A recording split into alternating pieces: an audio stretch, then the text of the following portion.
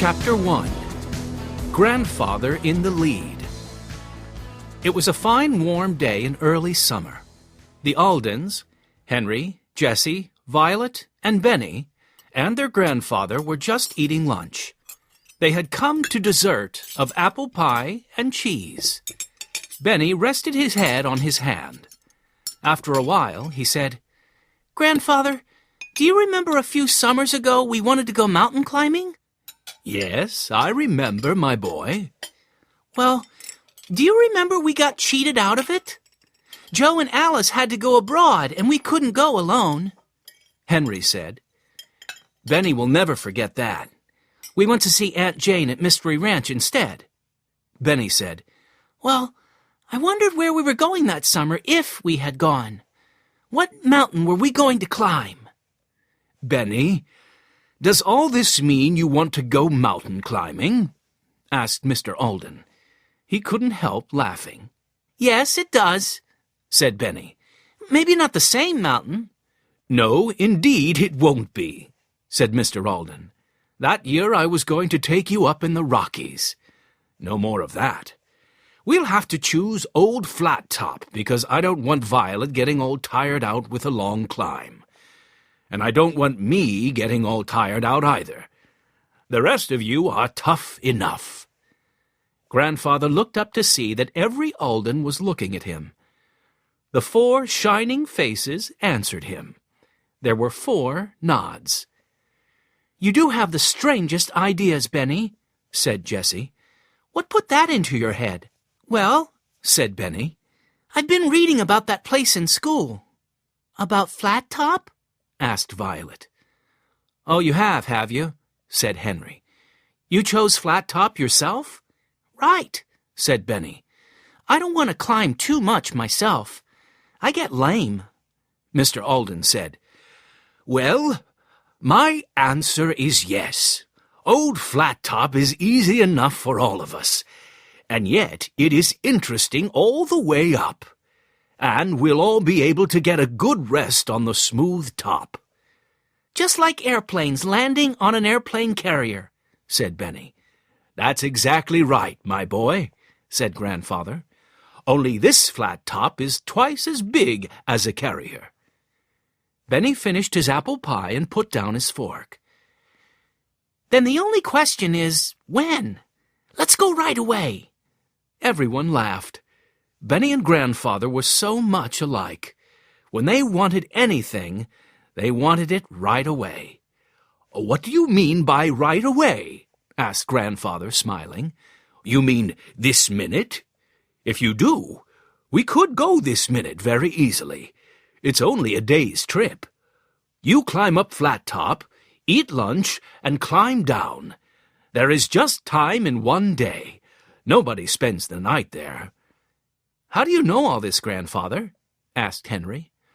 "Oh, I had a friend who made that trip last summer. He said it was exactly right for his wife, and they had a fine time. Near the foot of the mountain is a general store. The men give you poles and a lunch and directions. They always leave a lot of firewood all cut for a campfire to cook your lunch on the flat top. This place isn't for real mountain climbers. It's for old men and children." Henry laughed. He knew that it was a real mountain. Grandfather was having a good time teasing them. "Do you mean we can really go today?" asked Jessie. "Well, no," Grandfather answered. "I should say tomorrow would be better because we must have a full day. We can drive to Old Flat Top in 2 hours. What time do you want to get up, Benny? You're the sleepy one." "I'll get up at 5, said Benny. "I did when we went to the lighthouse." "So you did. 5 it is. Lay out some sport clothes. Better take some extra clothes. We may want to go on somewhere else. And another thing, we can't take Watch. He'll just be in the way." "That's right," said Henry. "He will do nothing but whine.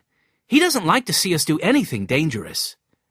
Mr. Alden looked thoughtful and then said, I believe that Dr. Percy Osgood is working somewhere in the range not too far from Old Flat Top. How about it, Benny? Does that name mean something to you?" Benny shook his head, but Henry said, "Osgood. It means something to me. He was the author of a book on geology I read for a college course last year." "Right," Grandfather said. "Percy is on a hunt for some fossils. If John Carter can find out where he is for me, we might pay him a visit. I haven't seen Osgood for years, but I don't suppose he's changed much." The Aldens went to pack, and Grandfather made a phone call to John Carter. It was too bad Benny wasn't around to hear some of the plans being made, but he and the others were busy packing. There was not much sleep in the Alden house that night. At 5 o'clock everyone was wide awake and downstairs eating breakfast. "I have 2 flashlights," said Henry, "and some batteries and the binoculars. You can see the view better." Grandfather said, "We'll get lunch at the store and water and either coffee or cold drinks in bottles. We can buy anything we need." The day was beautiful. It was warm even in the early morning. They all knew it would be cooler on Flat Top, and they each had a warm sweater. When they reached the mountain range, Violet said, "Oh, isn't this lovely?" "That's Old Flat Top," said Benny, pointing. It was the lowest mountain in the range. Other peaks went much higher into the sky. Some looked blue in the distance. Others looked violet. Others looked green. But Flat Top was so near, it looked green almost all the way up. The top was all solid rock. "Hey," said Henry, "there's the store. It seems to be made of logs." He stopped the car at the door, and they all went into the store. Old Flat Top towered right over them. "Just right," said Benny. "Not too high, not too steep, just right. Just a good healthy climb and a grand view at the top." Then he thought, "Isn't it queer that this store man seems to know Grandfather?" The 2 men were shaking hands, and Grandfather just said, "Fit us out for Flat Top, won't you?" The man said, "You each need a pack on your back to carry your lunch. You'll need 5 poles. I should think that would be enough. You'll find the path is well marked, but there's only one. And remember that there is no other path down." "I'd like to go first," said Benny. "I'm sorry to disagree with you, Benny," said Mr. Alden. "I should like to go first." "Oh," said Benny, "of course you should go first. That's okay." "Thanks," said Mr. Alden. Up they went. It was true that the path was well marked. The trees were marked with knotted strips of red cloth. It was a little hard in some places, but the poles were a great help. Each climber had a pack on his back. Up and up they went. Violet was right behind Grandfather. Benny still wished he could be the leader, but he thought he had better mind his grandfather at this point. It took the Aldens 3 hours to reach the first stop. "See the sign?" said Henry. "Lunch here. The man said we must eat just half of our lunch here." "I have never been so hungry in my life," said Benny. "Oh, yes, you have," joked Henry. "Almost every meal you eat. And be careful how much water you drink. That's the thing we have to save." Soon they were ready to go on. When they were almost at the top, they noticed there were no more bushes, no more trees, no more grass. It was all gray rock. Grandfather looked ahead. He could see the last 2 steps very well. He noticed that the last step was a big one, and he was glad he had gone first. With his pole, he reached the very top where it was flat. He turned around and gave a hand to Violet. Then he helped Jessie up and reached way down to help Benny. With his pole, Henry climbed up by himself. They all looked around.